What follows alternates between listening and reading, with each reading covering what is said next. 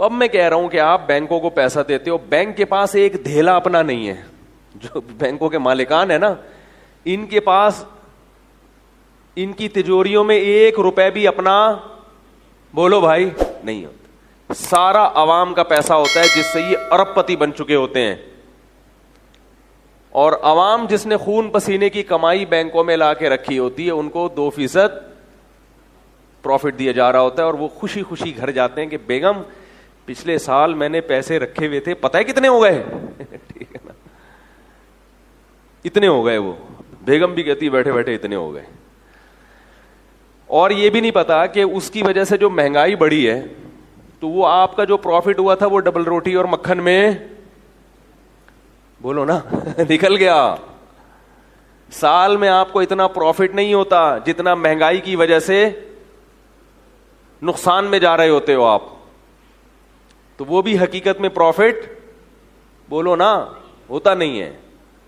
ایک خاتون کا فون آیا کہ میرے پاس اتنے لاکھ روپے ہیں, میں کیا کروں, میں بینک میں رکھنا چاہتی ہوں ورنہ تو یہ ضائع ہو جائیں گے. میں نے کہا بینک میں رکھ کے بھی ضائع ہو جائیں گے.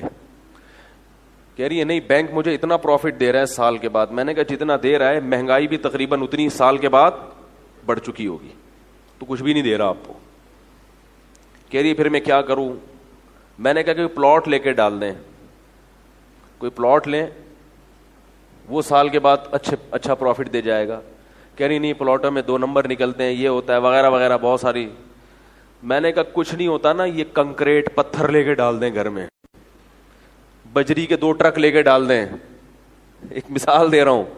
ہر چیز سال کے بعد جو آپ کو پروفٹ دے گی نا, وہ بینک کے پروفٹ سے کچھ بھی نہیں. کوئی بھی چیز, ایسی چیز جو ضائع نہ ہو. پتہ چلا گوشت لے کے ڈال دیا فریج میں, وہ تو ظاہر ہے سڑ جائے گا نا. کوئی بھی ایسے, میں نے کہا سریا لے کے ڈال دیں کسی سے, اور اس کو رینٹ بھی دے دیں.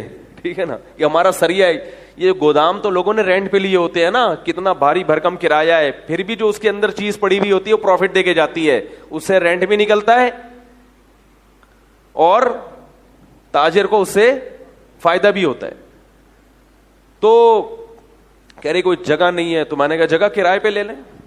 دماغ استعمال کرو گے تو ہوگا نا, لیکن بینکوں نے آپ کے دماغوں پہ جادو کیا ہوا ہے, انشورنس کمپنیوں نے.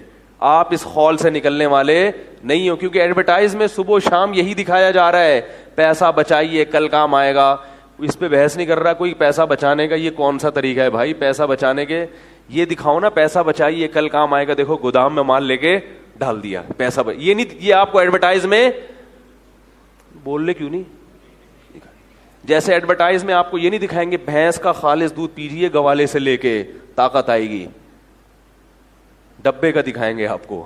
ٹھیک ہے, جس میں طاقت کے علاوہ دنیا کی ہر چیز ہے, دنیا کی ہر چیز ہے. تو میں نے ایک بیان میں کہہ دیا یہ دودھ نہیں ہے. کسی نے کہا پھر کیا ہے, تو بھائی دودھ ہے, مگر اتنا بھی بیوقوف نہ بنا کرو اللہ کے بندو, کسی کی بات کا مطلب سمجھا کرو. ہم مانتے ہیں یہ بھینسوں کے دودھ سے ہی بناتے ہیں, لیکن اس کو اتنے پروسیس سے گزارا جاتا ہے کہ یہ وہ دودھ نہیں رہتا جو اللہ نے پیدا کیا ہے. اس میں کوئی فائدہ نہیں بلکہ نقصانات ہیں. کھانے پینے کی چیزیں جب اسٹور ہو جاتی ہیں تو ان کو, کیونکہ قدرت کھانے پینے کی چیزوں کو سڑا دیتی ہے تاکہ لوگ بچائیں نہیں بلکہ کھائیں جلدی جلدی.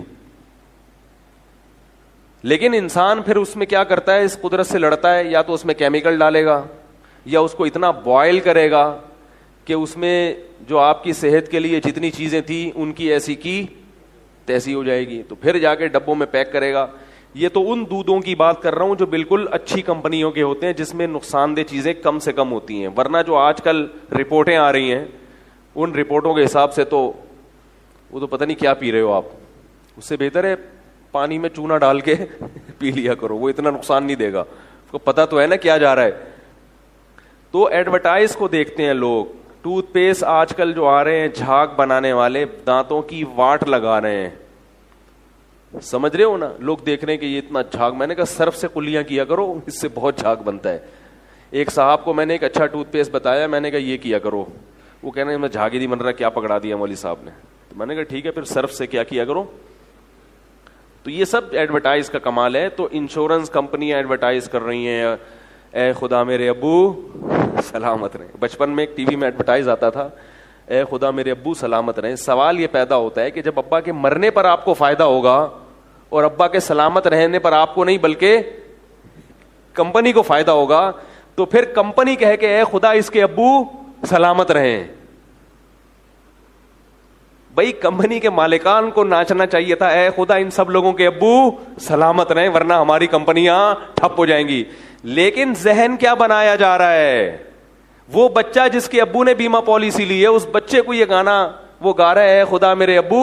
ارے بھائی تمہارے ابو کے سلامت رہنے سے تمہارے ابو کی رقم ڈوب جائے گی. رقم جب ہی ملے گی جب تمہارے ابو سلامت نہیں رہیں گے. سمجھ رہے ہو؟ اس جرم پہ پردہ ڈالنے کے لیے انشورنس کمپنی نے کیا کیا, بچوں کو کہلوا دیا میرے ابو, یعنی تمہارا گویا فائدہ ہو رہا ہے اس میں. خیر اس کیا کر کہاں تک روئیں. تو میں آپ کو یہ کہہ رہا ہوں کہ یہ ڈرامے بازی ہے اور اس میں لوگوں کی زیادہ تر رقمیں ڈوبتی ہیں ہوتی ہیں, یا اگر پروفٹ ملتا ہے اتنا نہیں ملتا جتنا ملنا